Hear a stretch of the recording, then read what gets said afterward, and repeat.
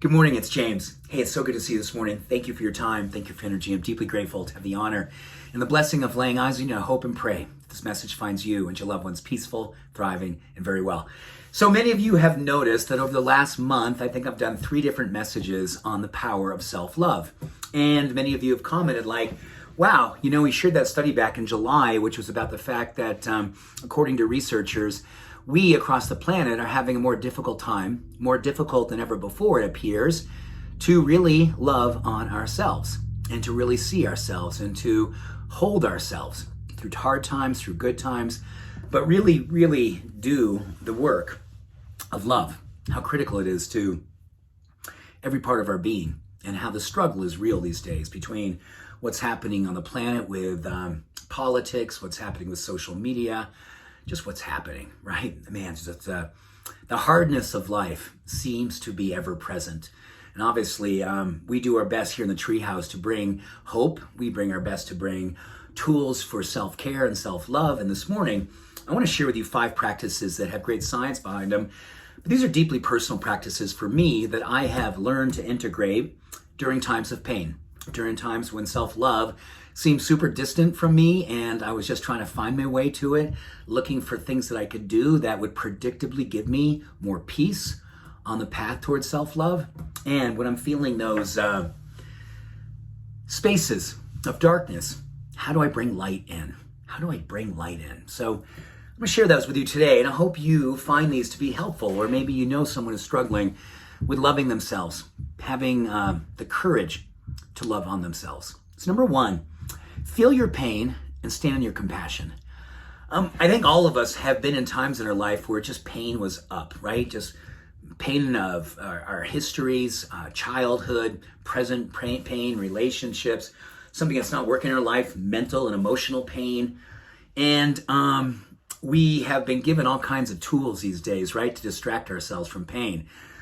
Social media, media in general, just getting busy with being busy so we don't have to look or feel our pain.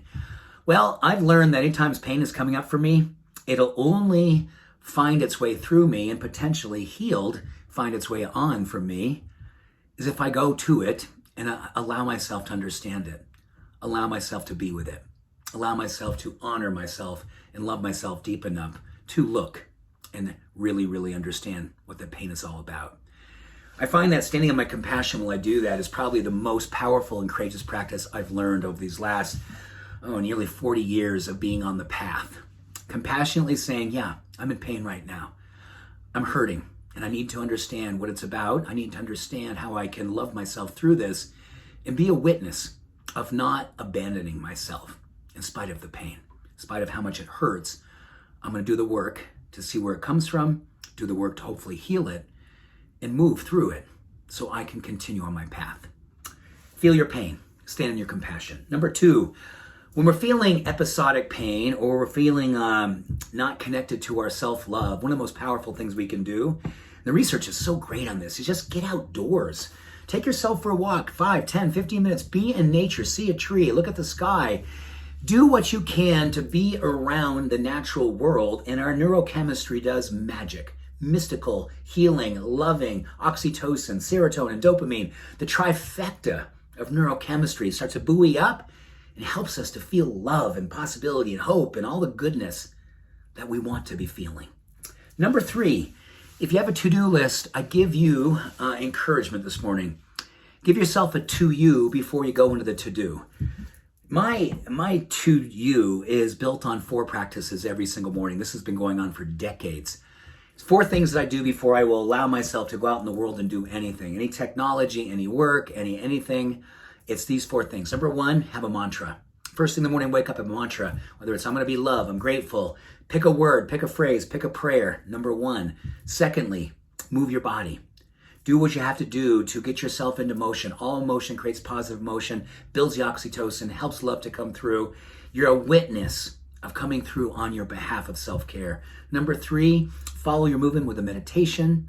And number 4, put whole foods. Number 4, a meal. Mantra, movement, meditation, meal. Those 4 M's help to have AM amazing, a morning amazing.